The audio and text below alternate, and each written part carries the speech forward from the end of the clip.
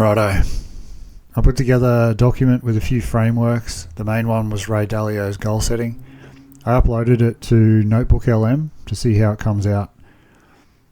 I'll also add the raw document to a blog soon, and I'll add the link in the description once I do that. So let's get in and check it out. So we got a really interesting question from a viewer recently who asked, I set goals every year and they never stick. What does Ray Dalio actually do differently? Well, today we are diving deep into that exact question in this explainer, dissecting goal setting Ray Dalio style. Look, if you're someone who actively tries to improve, I want you to think about this for a second.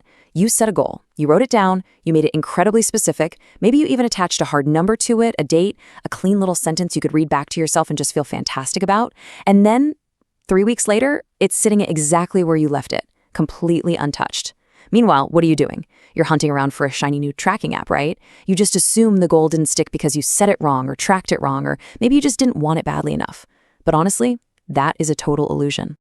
Here is the truth. You don't have a goal-setting problem. You have a problem tolerance problem. And the person who diagnoses this better than absolutely anyone else out there is not some productivity guru trying to sell you a fancy new planner. It's Ray Dalio. He's the billionaire hedge fund manager who built Bridgewater Associates into the largest hedge fund in the world. After some massive, very public, incredibly expensive failures early in his career, Dalio decided to obsessively write down the rules he used for making decisions so he'd basically just stop repeating the exact same mistakes. And those rules eventually became his famous book, Principles. Now, at the absolute center of that book is his 5-step process for getting what you want out of life. It's 5 steps meant to be taken in strict order, one at a time. First, have clear goals. Second, identify and don't tolerate the problems standing in the way of those goals. Third, diagnose the problems to get at their root causes. Fourth, design a plan to get around them. And fifth, do what's necessary to push the plan through to actual results. And Dalio's claim about this is incredibly blunt. He says, if you can do those 5 things well, you will almost certainly be successful. Not might be, almost certainly. Okay, let's be totally honest with ourselves for a minute about which step you have actually been working on. It's number 1, isn't it?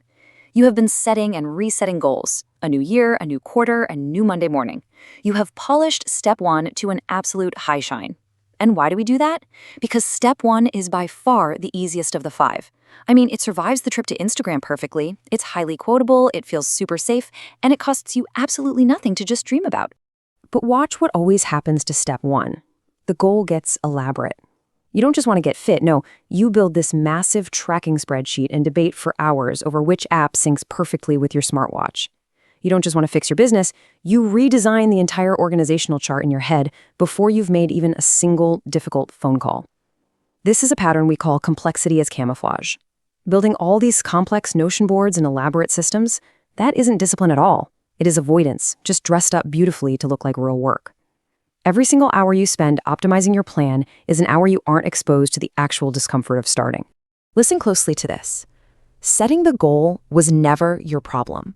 Tolerating everything in the way of it, that is the problem you actually have.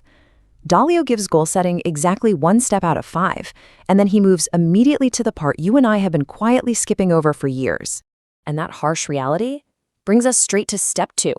Identify and don't tolerate the problems. This is a huge pivot. Nobody puts this step on a coffee mug. Notice Dalio isn't saying, hey, just be aware that problems exist. He is saying that right now you are looking straight at specific problems and choosing every single day to just live with them. Awareness means absolutely zero if you simply choose to tolerate the issue. This brings us to a really crucial pattern, the problem you've agreed to live with. Come on, we all have one. Think about that uncomfortable conversation with your partner that you keep postponing week after week. Think about the client who grossly underpays and overdemands, but you just keep saying yes to them anyway. Or those 2 drinks every night you've quietly reclassified in your head as fine. Or the bank statement you simply refuse to open. You identified these problems a long time ago. You just decided they were survivable.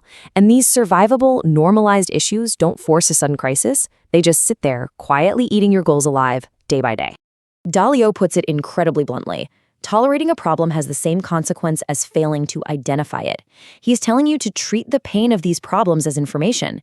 He warns us not to avoid confronting problems just because they're rooted in harsh realities that are unpleasant to look at. That flinch, that reflex refusal to look at the harsh realities, that is the actual wall standing between you and your goal. It's not your motivation, and it's definitely not your missing habit tracker app. Now, once you finally stop tolerating the problem, you hit step 3, diagnose, to get at the root causes. Merely naming a problem out loud is entirely useless unless you do the deeply uncomfortable work of actually diagnosing it. And Dalio draws a very clear line here that most people simply never cross. He separates what he calls the proximate cause from the root cause. And his tell is entirely grammatical. It's brilliant. Proximate causes, those are verbs. They are the surface actions right next to the problem, like, oh, I missed the deadline because I didn't start until Thursday. But root causes? Root causes are adjectives. They describe how you are foundationally wired. I didn't start until Thursday because I am conflict avoidant, and the project required a conversation I really didn't want to have. See the difference? If you just fix a proximate cause, the problem is just going to regrow next month wearing a different costume. Which brings us to a really harsh truth. The root cause wears your face. It is not the market. It is not your unreasonable boss. It's not inconvenient timing. It's you. Dalio says a genuinely good diagnosis takes 15 minutes to an hour, but most people give it about 4 seconds. Why? Because 4 seconds is all you can stand before the answer points directly back to you. People skip this step because looking inward is deeply, deeply painful. But Dalio has a core formula for handling this exact thing. Pain plus reflection equals progress.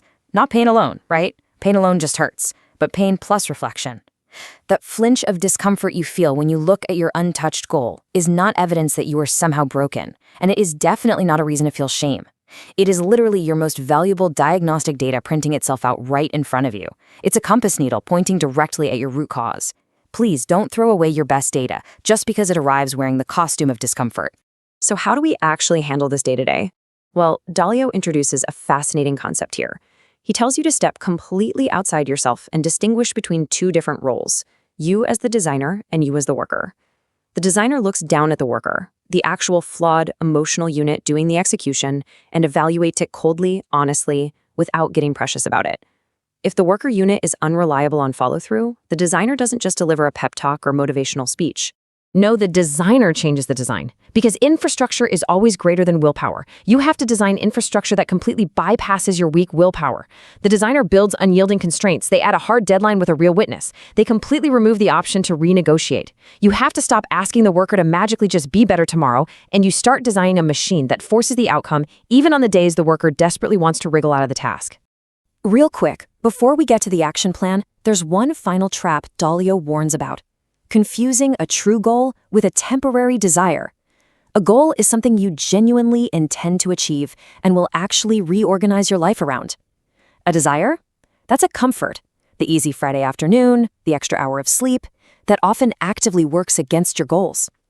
You can have almost anything you want, but you absolutely cannot have everything you want. Refusing to choose isn't keeping your options open. It means you are choosing to fail by default. So here is your main takeaway from all of this. It's a stark 5-line action plan for this week that takes exactly 1 honest hour. Ready? First, write 1 goal, just the one you keep restarting. Second, name the specific problem you have been tolerating that stands in its way. Third, write 1 root cause, and you must use an adjective about you. Fourth, set 1 rule, a constraint installed by the designer so the worker absolutely cannot escape. And fifth, tell 1 witness. Tell them the goal and the rule. Tolerated problems thrive in private, and a witness provides the absolute cheapest, most effective infrastructure there is. And you'll notice this entire process requires 0 new apps. None. If you want the exact worksheet to walk through this 5-line action plan tonight, just comment the word machine down below and we will send it right to you. It is time to stop quoting step 1 and start doing the actual uncomfortable work of designing your constraints. Are you running your life, or is your life running it? All right, well, that wasn't as bad as I thought it was going to be, but still could use some improvement. I put some captions in to keep the visuals moving. Let me know in the comments what you thought and what could be improved, and keep an eye out in the description for the link to the blog when I get to it. Over and out.